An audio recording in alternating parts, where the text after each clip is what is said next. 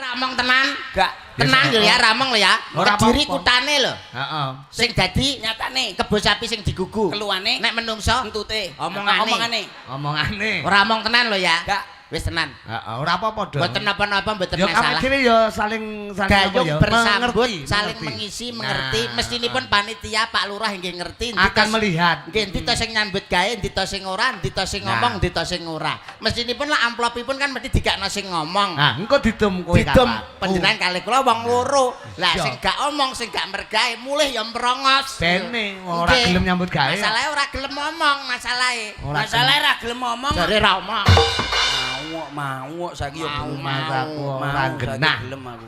Nasionalis. Nah, gitu lho. Menjaga persatuan dan kesatuan bangsa, keutuhan NKRI harga mati. Bhinneka Tunggal Ika nadyanto beda suku lan agamane nanging sawiji di bawah bendera merah putih, Dek. Cocok. Itu yang perlu kita jaga dan itu yang harus kita tetap tegakkan di bumi Indonesia ini. Contohnya, Pak. Loh, contohnya ya kayak bengi iki. Pagelaran memperingati HUT kemerdekaan RI yang ke-72. Iki wujud rasa syukur warga Mbucel. Ngene iki ya syukuran ya. Syukuran. Ya nguri-uri budaya. Ya nguri-nguri budaya.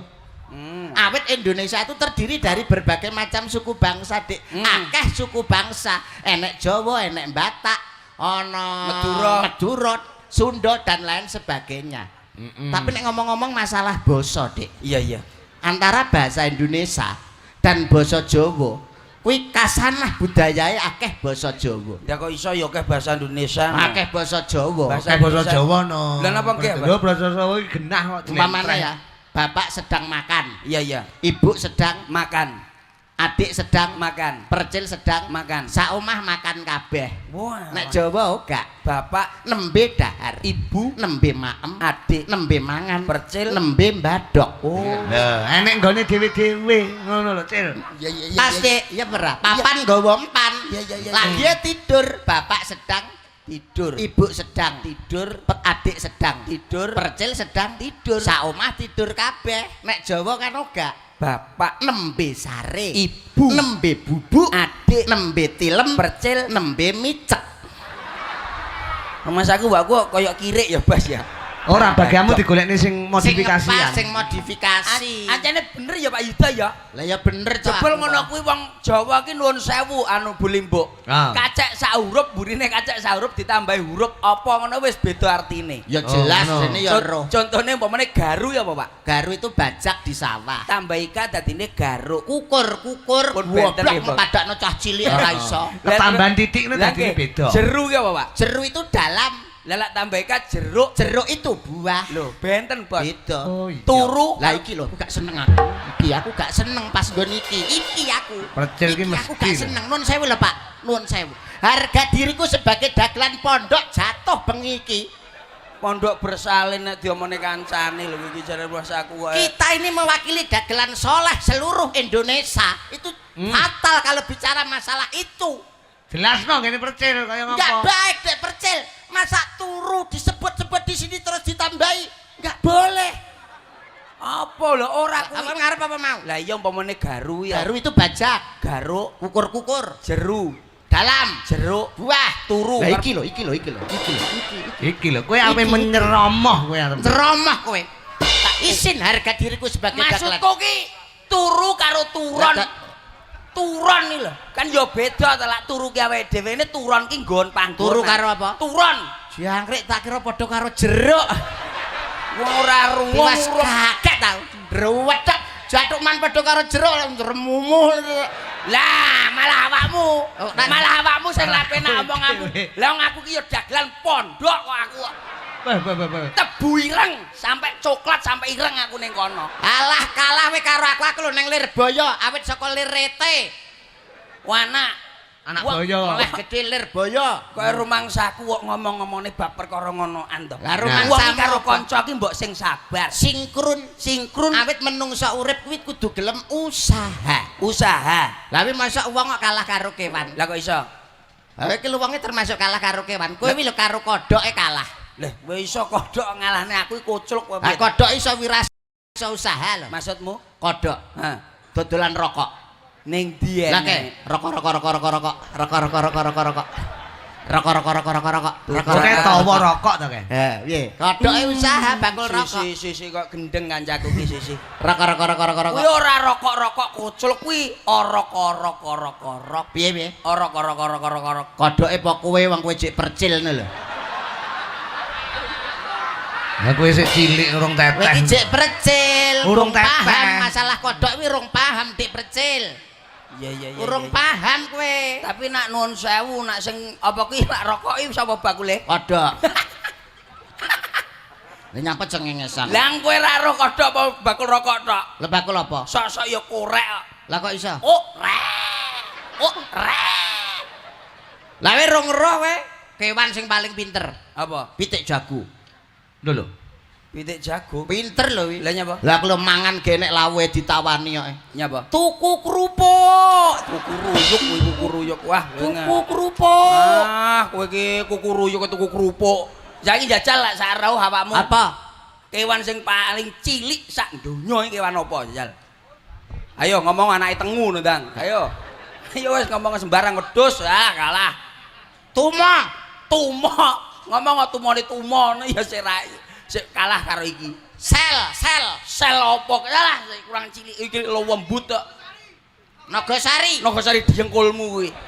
Aku sari iki panganan kok ya. Panganan kok. Uler. Iki sik cilik banget to. Katok. Anake gajah. Lho, anak gajah gedhi. Jenenge apa? Bleduk. Lah kuwi lembut lho bleduk kuwi. Lembut banget kuwi. Kuwi lembut banget. Jenenge bleduk ki lho, kowe ngiwasi angel. Kuwi lho timbangane tuku kerupuk. Oh iya bleduk. Kuwi lembut banget lho bleduk. Yuda kok ora mikir teko Lah semono ya to kowe iki. aku malah goblok kok suwe-suwe. Lah ora ning ngono wong awakmu ki Kewan kuwi nek duwe daun telinga, Hmm. ini kan berarti mana? Nek gak duwe daun telinga Berarti berarti ngendok. ngendok. Sapi mana pengendok? ya sapi ya genah mana. Sebabe Ya sebabnya duwe ngenekan. daun telinga. Wedhus mana pengendok? Ya mana no Dik. Sebabe Daun telinga. oh iya. Pitik mana pengendok? Ya ngendok. Sebabe Orang duwe daun telinga. banyak mana pengendok? Ngendok. Ah salah. Lah nyapa? Banyaknya anak-anak. Loh, ya ngendok. Ini No. neng gang kula nek tulisannya awas banyak anak-anak. Ora enek kok banyak ngendok. Bleduk anak gajah. Angel momon karo Pak Yuda sih. Ngomong enggak-enggake ngejak Alah kuwi wong kuwi ngejak plesetan. juara kuwi juara bedaan lho marot aku minggat gara-gara bedaan karo aku kok. Apa enek maroto minggat to bedhekan. Raro ndok, Dik. Wah, Ndok apa sing paling enak? Loh, ya ndoke pitik. no. Salah. Loh, ndoke banyak. Salah. Bebek. Salah. Lah ndok apa? Ndok dikukur isuk-isuk Oh, kok iya, iya. enak, Dik. Koweri-keri. Gah aku gah. Kowe potonganmu. Kuwi anu ki. Lho, nek kuwi ngomong ngomong tok ya ngono ki Bas. Lah nuturi percil kok termotorak ngono kok ngaku dagelan pondok lho. Enggak maksudnya ndok Ngono memirang-mirangkan dagelan seluruh Indonesia. Ndok anu niku lho, ndok. Wong ki mbok ora usah ngomong ngono lak nggih, Bas. Lho lah iya. Lah no. awake dhewe iki mendirikan awake Nah. dhewe iki sing apik kudune ya ngomong sing becik. Lho sing apik to, Dik. Lho nek terima awakmu kesabaran itu tidak mengalahkan saya. Innallaha ma'asabirin. Wong sabar ditresnani Gusti Allah anandofatu minal iman kebersihan sebagian daripada iman. Oh. Wah, iki asli pondok lah iki. Lah. Pondok. Sik kelasé sakmene, Bos. Aku sing suwi. Karena apa? Kalau kita itu memperingati HUT kemerdekaan RI, itu dalilnya adalah la in syakartum la azidannakum wa la in kafartum inna adzabi lasadid. Ngomong Pucet. Kupingnya terus panas. padane setan mobe kancane wae mangsaku. Itu barang siapa yang bersyukur atas nikmat pemberian Tuhan akan ditambah nikmat itu, dan barang siapa kufur atas nikmat Allah akan mendapatkan azab yang sangat pedih. Rungokno kupingmu, cek. Rupane raine mingkup, irunge nyeprok, Wis. kupingnya kaya turwelu. Wong Harga diri, Dek. wong niku garek keyakinane, Bos. Apa? Wong niku garek keyakinane. Maksudmu piye? Wong lak kene iki bersyukur Ra nutut Oke, yang arek- musuh aku pedot kowe musuh awake aku. dhewe iso bersyukur oke. Tapi kan tergantung niat kita dalam hati kita. Lho lah iya. Nuwun sewu contone Bapak Lurah masyarakat Bujel sedayanipun.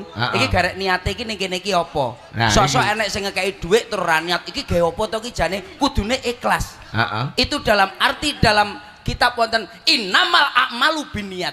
Ya ampun Mas. Iso. Awake dhewe garek niate do rungono gobokmu.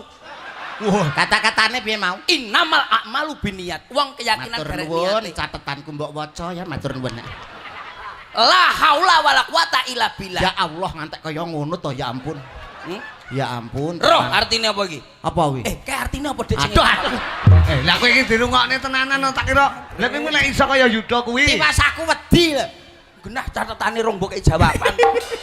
Bocah kok Ora ning ngono. Wah iki kekuatan iki sing duwe iki Gusti Allah awake dhewe. Nah. Awake dhewe karek nglakoni dik. Lah. Jadi untuk mengisi kemerdekaan apa sumbangsihmu selaku seniman? Lah aku dibayar urung nyumbang apa to, Bos? Loh, lah kowe rene iki golek apa ta kowe iki? Duwe no bosok ya. Lah iki lho seniman sing ngreget-ngregeti material iki kaya kowe iki lho. Ya Allah ya Allah. Tereri. Ya Allah, ampunilah Baim ya Allah. Ora rene kok golek material kono. Doh, kancane nomo golek Apa dik percet materi. golek apa? Awakmu ning kene golek apa? Duwe kono. Maafin Baim ya Allah. Kamu belum cetuk ladusing sih. Loh, kamu jangan begitu. Jangan panggil aku anak kecil, Paman. Siapa kamu? Aku adalah Siva. Rumangsaku Bocah kok Dadi rene iki ade berkesenian, ngono. Berkesenian dik percil. Bener sing diomongne Mas Rudi Gareng. Nawaitu bismillahirrahmanirrahim melangkah saka omah sikil tengen bismillah, sikil kiwa alhamdulillah.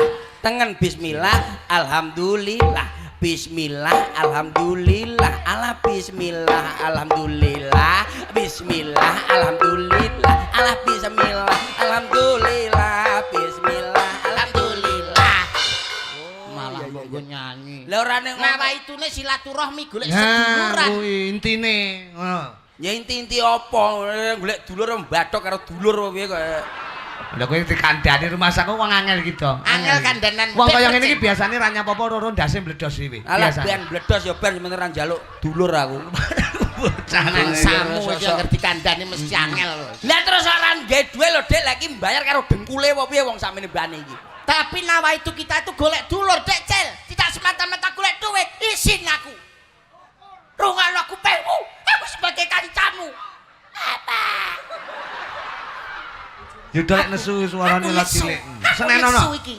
Apa ora ngerti aku iki nesu? Kowe ora wedi. Enek tulisane nesu. Celolekan kowe, Dek Percil.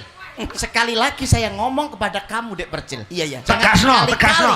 Jangan sekali-sekali kita di atas panggung bicara masalah duit.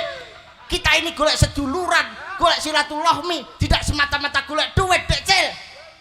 Rungono kupingmu. Wis tak rungokne lho. Jangan sekali-sekali kamu bicara duit. Kita ini golek dulur karo wong bucel, silaturahmi, ora semata-mata golek duit, golek dulur, Dek Cil. Bensine bayar dengkulmu kuwi. Ijek ngengkel kowe, ijek ngengkel kowe. Sekali lagi Dek Percil saya tegaskan. Wah, Kowe milih apa to jane? Sapa? Dulur karo dhuwit milih apa? Yang milih duit.